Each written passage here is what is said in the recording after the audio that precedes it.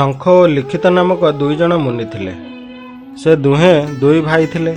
ଦୁହେଁ ଯାକ ଅଲଗା ଅଲଗା ଆଶ୍ରମ କରି ରହୁଥିଲେ ଓ ଭଗବାନଙ୍କ ଭଜନ କରୁଥିଲେ।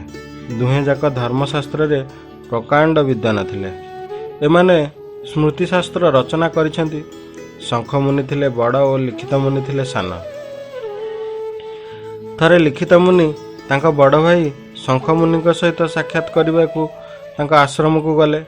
ଶଙ୍ଖ ମୁନି ସେତେବେଳେ ବଣକୁ ଯାଇଥାନ୍ତି। ଲିଖିତ ମୁନି ଭୋକିଲା ଥିବାରୁ ବଡ଼ ଭାଇଙ୍କ ଆଶ୍ରମର ଗଛରୁ ଗୋଟିଏ ପାଚିଲା ଫଳ ତୋଳି ଖାଇବାକୁ ଆରମ୍ଭ କଲେ। ସତ୍ୟବସରରେ ଶଙ୍ଖ ମୁନି ଆସି ପହଞ୍ଚିଗଲେ।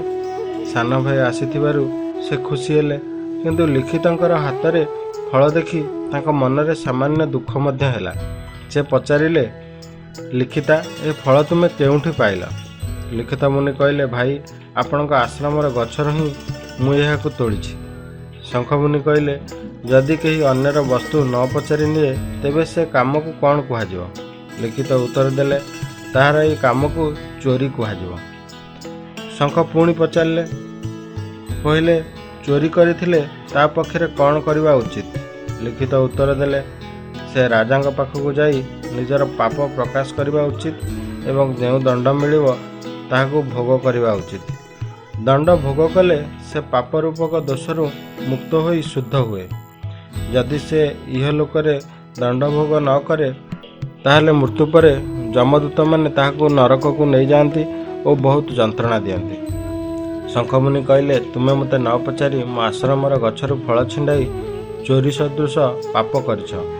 ଏବେ ତୁମେ ରାଜାଙ୍କ ପାଖକୁ ଯାଇ ଦଣ୍ଡ ଭୋଗ କରିସାରିଲେ ଏଠାକୁ ଆସିବ। ଲିଖିତ ମୁନି ରାଜାଙ୍କ ପାଖକୁ ଗଲେ।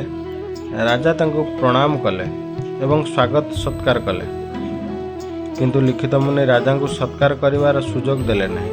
ସେ ନିଜର ଅପରାଧ ପ୍ରକାଶ କରି କହିଲେ, ଆପଣ ମୋତେ ଦଣ୍ଡ ଦିଅନ୍ତୁ।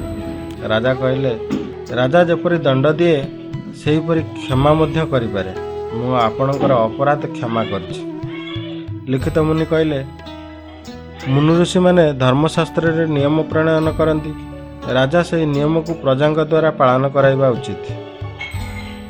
ମୁଁ ଆପଣଙ୍କ ଠାରୁ କ୍ଷମା ନେବାକୁ ଆସିନାହିଁ, ଦଣ୍ଡ ନେବାକୁ ଆସିଛି।